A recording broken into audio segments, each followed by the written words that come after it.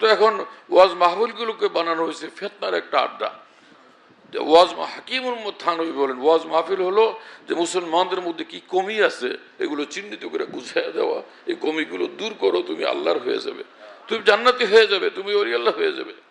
হ্যাঁ, হাকিমুল বলেন যে ওয়াজ মাহফিল হলো যে মুসলমানদের বিমারিগুলো, রোগগুলো ধরাইয়া দেওয়া, বুঝাইয়া দেওয়া, এগুলোর থেকে মুক্ত হয়ে আমরা কামিয়াব হয়ে যাব, জিন্দেগি কামিয়াব হবে, আমরা জান্নাতুল ফিরদাউসওয়ালা হব। আর ওয়াজ যিনি করতেছেন তিনি ভিডিওওয়ালা, ওয়াজ যিনি করতেছেন ভিডিওর যন্ত্রওয়ালা।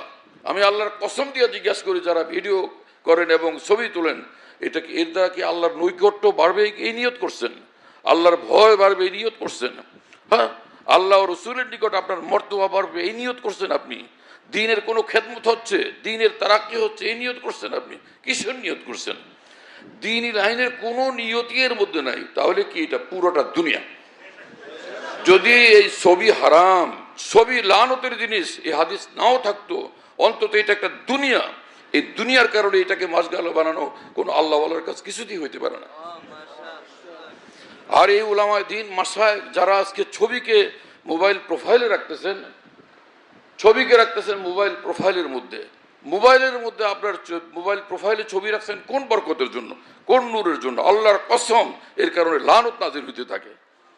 হ্যাঁ, আল্লাহ অসন্তুষ্ট হইতে থাকেন, আল্লাহ রসুল অসন্তুষ্ট হইতে থাকেন। আল্লাহ রসুলকে অসন্তুষ্ট করে আপনি কি নায়েবে রসুল হবেন? আপনি কি ওলি আল্লাহ হবেন? আপনি কি জান্নাতুল ফেরদাউস উচ্চ মাকামওয়ালা হবেন? আমার প্রিয় বন্ধুরা, আল্লাহর কসম এটা ভুল ধারণা। হিম্মতের সাথে আমাদের উলামায়ে দ্বীনকে এটা ঝেড়ে ফেলতে হবে।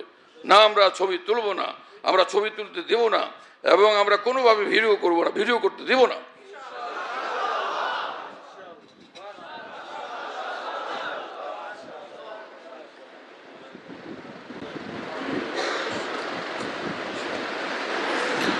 বহুত মাহফিলের দাওয়াত আছে, মানুষ আল্লাহর বান্দারা মহব্বত করেন, মাহফিলে যায় না, বলে দিচ্ছে যে মাহফিলে আসবো না। এর মধ্যে কয়েক মাদ্রাসা থেকে আসছে, সিলেটের এক সম্মেলন, বড় সম্মেলনের ওলামারা আসছিলেন কয়েকজন মিলে, না হয় কোনো মাহফিলের দাওয়াত রাখবো না।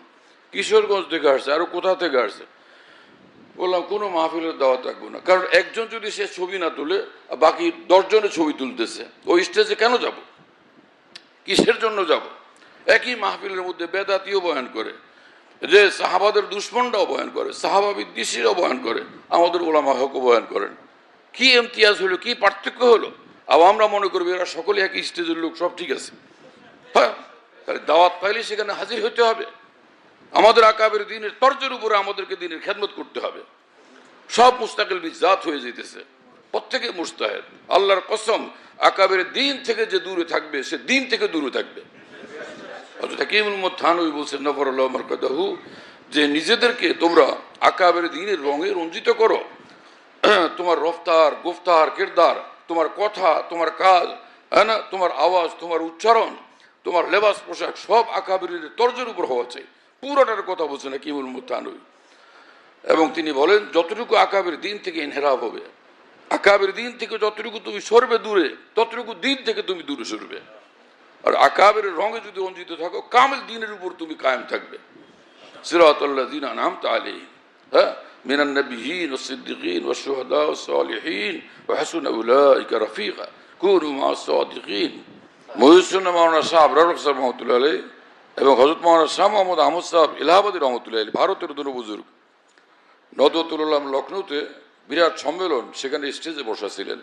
সাংবাদিক আসছে ক্যামেরা নিয়ে ছবি তুলবে, যেই সামনে আসছে দুজনই নাইমে বেদৌড় দ্রুত গতিতে সেখান থেকে ছুটে চলে গেছেন, একদম বের হয়ে গেছেন।